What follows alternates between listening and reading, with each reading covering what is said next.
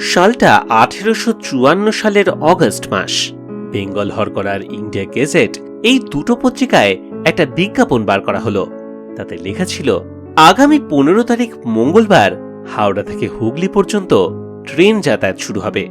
হাওড়া থেকে রেলগাড়ি ছাড়বে সকাল 10:30টায় আর বিকেল 5:30টায়। ওইদিকে হুগলি থেকে ছাড়বে সকাল 8:23 আর বিকেল 3:38। ট্রেন থামবে বালি, শ্রীরামপুর আর চন্দননগরে। বুঝতেই পারছেন যে প্রথমবারের মতন রেলগাড়ি চালু হতে চলেছে বাংলায়, তাও আবার 15ই অগস্টে। মানে তারিখটা শুধুমাত্র স্বাধীনতা দিবস হিসেবেই গুরুত্বপূর্ণ নয়, বাংলায় প্রথম ট্রেনও চলেছিল ওই একই তারিখে। তা কলকাতার অনেকেই তখন এই রেলগাড়ির কথা শুনেছে বটে, শুনেছে যে সেই গাড়ি নাকি ধোঁয়া ছাড়তে ছাড়তে পথ ঘাট সব পেরিয়ে ছুটে চলে, তাই অনেকেই তার নাম দিয়েছিল আগুনের রথ। তারই আগের বছর পশ্চিম ভারতের বড়িবান্দর থেকে ঠানে পর্যন্ত এই রেলগাড়ি চলেছিল, কিন্তু সে আর চোখে কে দেখেছে, শুনেছে মাত্র।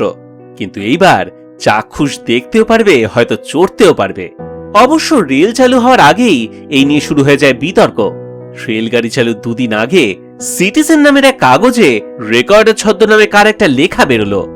তার বক্তব্য ছিল যে কলকাতা থেকে হুগলি মাত্র 28 মাইল পথ, কিন্তু তার ভাড়া ধার্য হয়েছে 4 টাকা। যতই হোক ফার্স্ট ক্লাস, এটা বড্ড বেশি হয়ে যাচ্ছে, ওটাকে অবিলম্বে 3 টাকা করা উচিত। সেই লেখার কারণেই কিনা জানা নেই, তবে তার পরপরই প্রথম শ্রেণীর ভাড়া কমিয়ে 3 টাকা করা হয়। মানে প্রথম শ্রেণীর ভাড়া 3 টাকা, দ্বিতীয় শ্রেণীর ভাড়া 1 টাকা আর তৃতীয় শ্রেণীর জন্য 7 আনা। সেবারে ট্রেন চালু হওয়া নিয়ে লোকজনের মধ্যে সে কি উৎসাহ! সেই ট্রেনে চাপার জন্য প্রায় 1003 দরখাস্ত জমা পড়ল, কিন্তু জায়গা যে অত নেই, মাত্র কয়েকশো সিট। এ তো আর আজকের দিনে রেলগাড়ি নয়, তখন তাতে মাত্র 3টে ফার্স্ট ক্লাস, 2টো সেকেন্ড ক্লাস আর 3টে থার্ড ক্লাস কামরা ছিল। তাই উপায় আর কি, যারা সেদিন ট্রেনে উঠতে পারল না তাদের ট্রেন ছাড়া দৃশ্য দেখেই সন্তুষ্ট থাকতে হলো। শোনা যায় যে সেই রেলগাড়ি চালু দৃশ্য দেখতে সেদিন প্ল্যাটফর্মে হাজার হাজার লোক ভিড় করেছিল।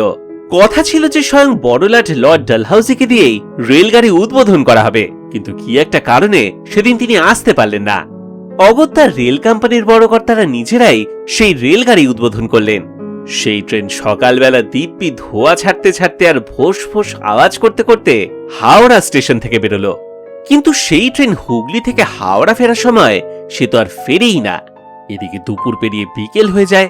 লোকের মনে তো সন্দেহ দেখা দিল কোনো দুর্ঘটনা ঘটেনি তো। শেষমেশ জানা গেল যে সাহেব শুভরা নাকি মাঝপথে খানিক জলযোগ করতে ব্যস্ত হয়ে পড়েছিলেন, আর সেই পেট পুজোর চোটেই ট্রেন লেট।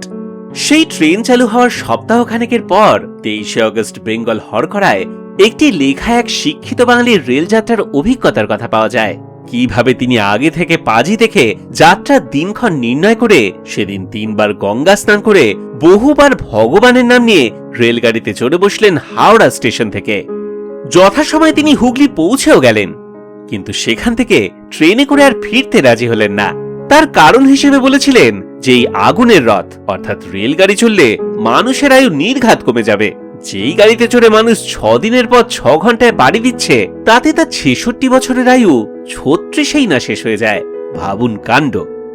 সেই যেখান থেকে প্রথম ট্রেনটা ছেড়েছিল তাকে বলা হয় অরিজিনাল 0 মাইল। সেই জায়গাটা কোথায় জানেন? হাওড়া স্টেশনের 16 নম্বর প্ল্যাটফর্মের জায়গাতে। কিন্তু 16 নম্বর প্ল্যাটফর্ম সেটা কি করে হয়? হাওড়া স্টেশনের 1 থেকে 15 নম্বর প্ল্যাটফর্ম তো পুরনো কমপ্লেক্স, আর 17 থেকে 23 হলো নতুন কমপ্লেক্স। কই 16 নম্বর প্ল্যাটফর্ম বলে তো কিছু নেই। আসলে 16 নম্বর মাল বা কার্গোর জন্য একটা ডেডিকেটেড লাইন। আজ সেই জায়গাতেই রয়েছে হাওড়ার মেট্রো স্টেশনের এন্ট্রান্স। আজও হাওড়া স্টেশনে রয়েছে একটা ফলক, যেটা পড়ে জানা যায় যে পূর্ব ভারতের প্রথম রেলগাড়ি চালু হয়েছিল ঠিক এই জায়গা থেকেই। আপনারা কি কেউ বলতে পারবেন সেই ফলকটা কোথায় রয়েছে?